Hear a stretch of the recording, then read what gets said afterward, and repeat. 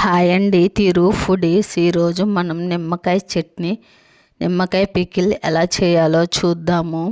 నిమ్మకాయలు 30 తీసుకొని శుభ్రంగా కడుక్కొని క్లాత్లోకి తీసుకొని తుడుచుకోవాలి. సగం ముక్కల్ని ఈ విధంగా కట్ చేసుకొని మిగిలిన ముక్కల్ని రసంగా తీసుకోవాలి. ముక్కల్లో రసాన్ని పోసి అదే గ్లాస్తో సాల్ట్ వేసుకోవాలి.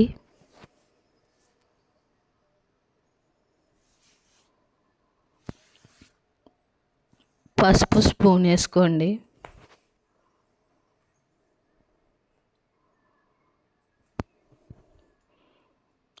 ఆ ముక్కల్ని ఊరనిచ్చాలి 10 రోజులు. రోల్ తీసుకొని ఎల్లిపాయలని ఈ విధంగా కచ్చాపిచ్చాగా నవలకొట్టుకోవాలి.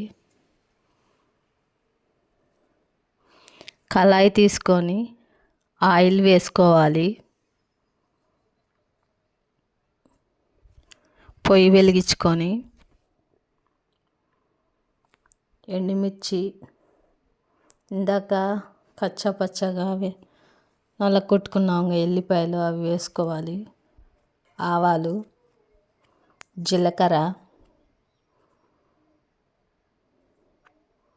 కరివేపాకు,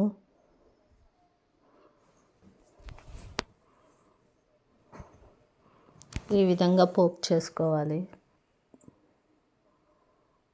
ఇంగువ వేసుకోండి.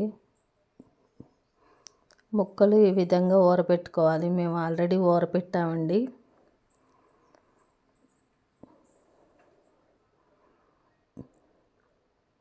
ఇందాక మనం గ్లాస్ తీసుకున్నాం కదా ఉప్పు, అదే గ్లాస్తో కారం తీసుకోవాలి. మెంతి పౌడర్ వేసుకోండి 1 స్పూను.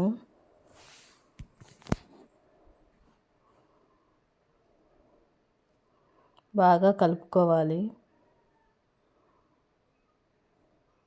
ఇందాక పోపు పెట్టుకున్నాం కదా, పోపు దీనిలో కలిపేసుకోండి.